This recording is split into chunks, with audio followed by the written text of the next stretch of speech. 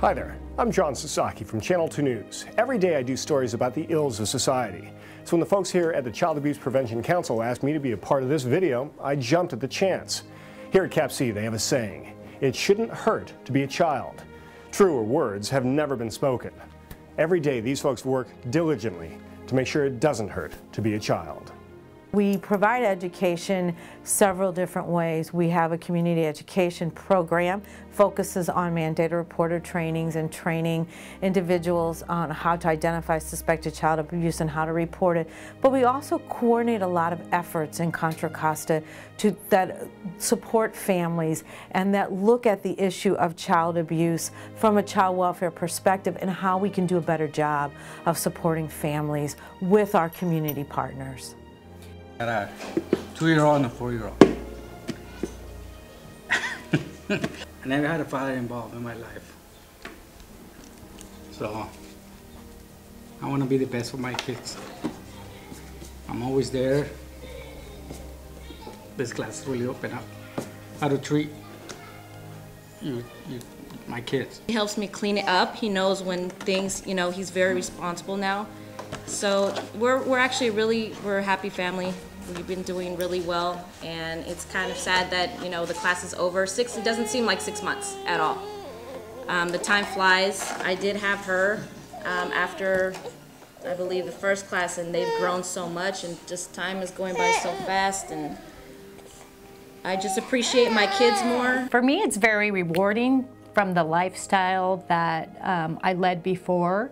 I have different ages in my own personal, with my children, and I see the effects, the long-term effects of domestic violence and substance abuse in my older children and kind of where they are as young women today. We look at needs assessments, we listen to families, we listen to agencies, we listen to community members.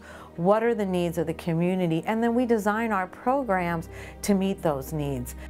Newborn Connections, CAPC's postpartum home visitation program, has been providing new parents in-home support and education for over 23 years.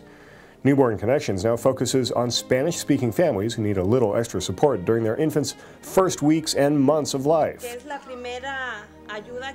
This is the first program I've been introduced to. It has been an amazing amount of help with the support. Before I met these folks, it was very, very difficult. I never slept. I had no money.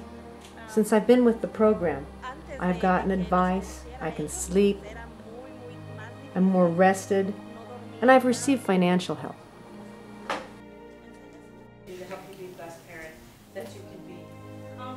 Outreach programs serving vulnerable populations are a major part of CAPC's effort to provide prevention strategies.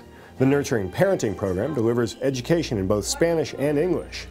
Cultural and local differences are taught in the class. CAPC's Nurturing Parenting class provides a unique parent education experience for low-income, at-risk families. This evidence-based program provides positive parenting education in a comfortable community atmosphere. Caring for a baby compared to an 11-year-old, it's educational, and me personally, I found it spiritual at times. A little boy who gives me lots of need for educational ways to take care of his overly active self. That's been really good because things are better at our house. I'm like 95% no spanking, so so I'm trying really hard. CAPC has seen dramatic results from this culturally sensitive approach to support for parents. The unique 24-week program allows for weekly engagement and helps ease families into positive parenting skills and away from risky, even violent behavior. I enjoy it. I learned a lot. It's our first child, and learning a lot of different things from other parents and the teachers, and learning more about being a parent. And Is this a pretty good way of doing it, you think? Yeah. Because we're able to learn from the counselors as well as the other parents around us who have older kids.